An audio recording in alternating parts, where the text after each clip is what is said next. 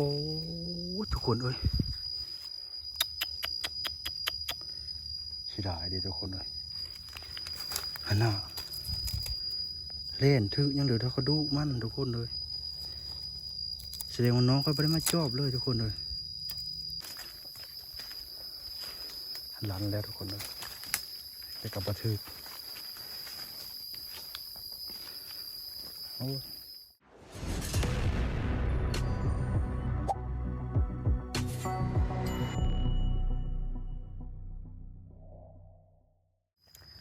กราบตักทายสบายดีเมื่อหมู่สุคนเนาะนี่ดีต้อนรับเข้าสู่ช่องสวรรค์ผู้ใดทุกคนวันนี้คอยได้มีโอกาสมาบ้านทุกคนมาไถหน้าเฮ็ดหน้าอีกแล้วก็คอยสิมายามเมืองเหี่ยวคอยทุกคนเจ้าเมืองเหี่ยวคอยที่คอยเฮ็ดสุดนั้นแหละส่วนหลังนี้แหละคอยเฮ็ดนะทึกเล่นตัวนึงนะทุกคนแล้วก็มีอีกบ่อนหนึ่งอีกสองหลังแล้วคอยสิมาจอบเบิ่งทุกคนว่ามันจะเป็นอะไรเนาะหลังจากคอยลงสวรรค์นี่ได้2 ทิศทุกคนเลย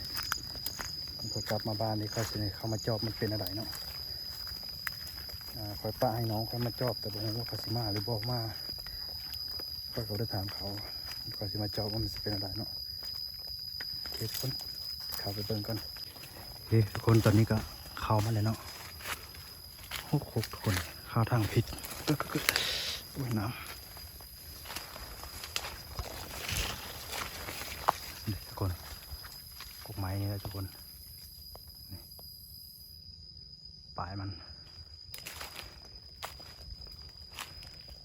ต้องทางไหนวะ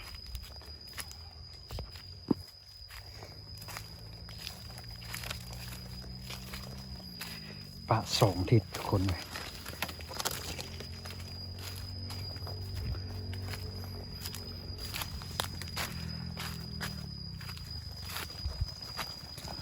ไปลุ้นกันทุกคน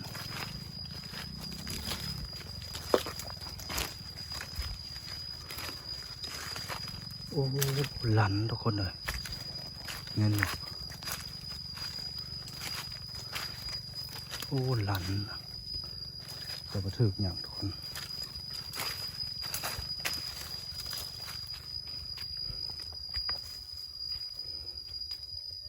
หลันแต่บัทึกอย่างหลังนี้ส่วนหลังนี้นะ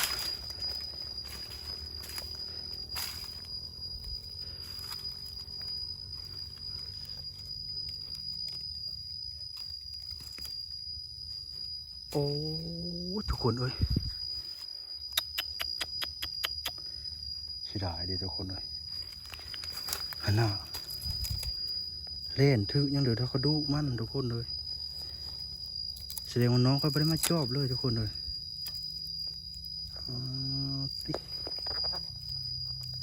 เฮ็ดให้แล้วก็บ่มาจอบทุกคนนี่เล่นว่าง่ายเล่นซ้ำมันตัวคอยได้แล้วทุกคนเลยโอ้ย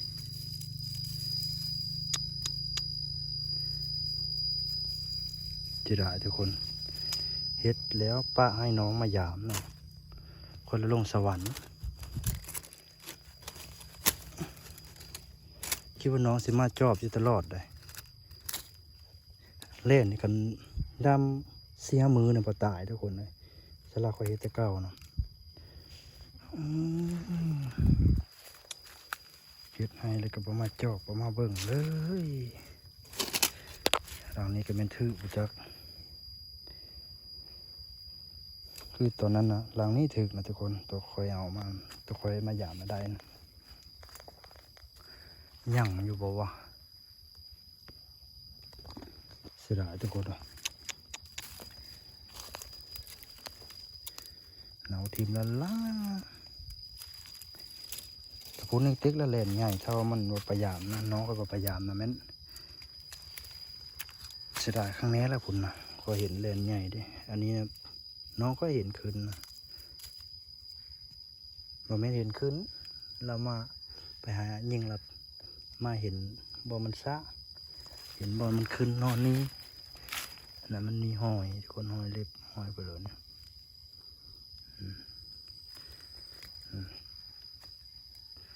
บ้ายั่งอยู่จากทุกคนคอยเลยมาเอ็นเหียบอกให้คอยแล้วคอยเลยมาเอ็นเหียไส้เนาะ อย่างนี้ก็เป็นทุกคนเลยค่อยบอกแล้วได้ให้มายามมันก็ตอบเขาว่ายามอยู่ค่อยแชทมาถามแต่สารวัตรแต่สวรรค์ยามอยู่คิดว่ามายามนี่หลีแต่ค่อยบ่มาจอบมันนี่ก็ค่อยหูมือบ่หูซะว่าเล่นถึกไต่เนาโอ้ยเสียดายทุกคนเลยฮะไปเบิ่งพุ่นนี้ทุกคนเลยมันก็เห็นเล่นง่ายอยู่พุ่นนี้ก็เห็นพุ่นนี้อยากไปดิ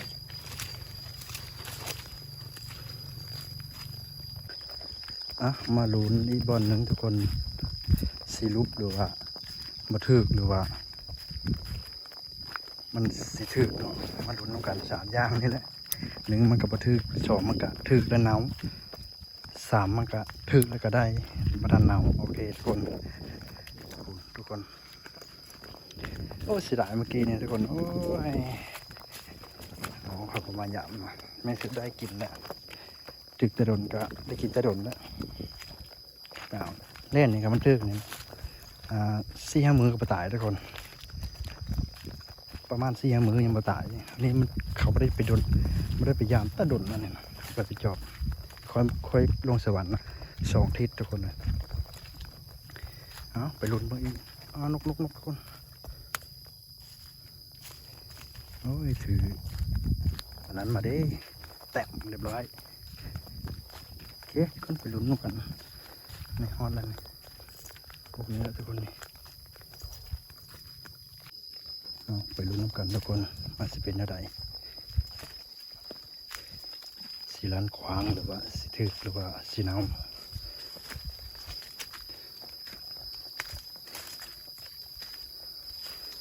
ล้านแล้วทุกคนเลยจะกลับมาถึกโอ้ล้านทุกคนเลยมาถึกเนาะ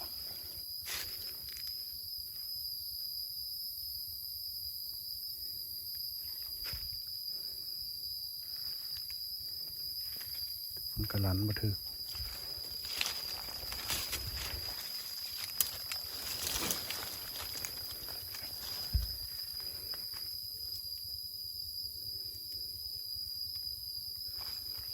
คิดว่ามันต้องยั่งอยู่คนเลนเนี่ยนะ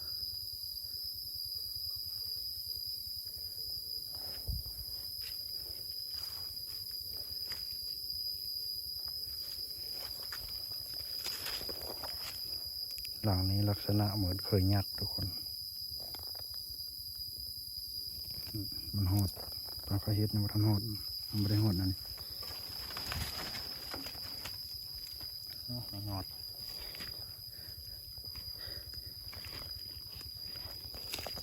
เพราะมันยังเริ่มอยู่ทุกคนเลย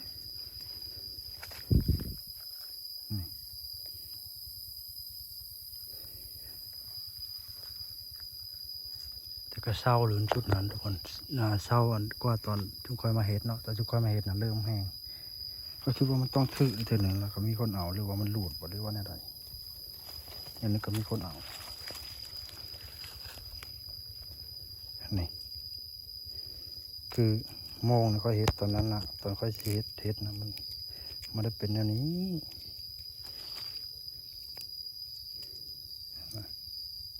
มันจะหมดคิงเลยตอนนั้นทุกคน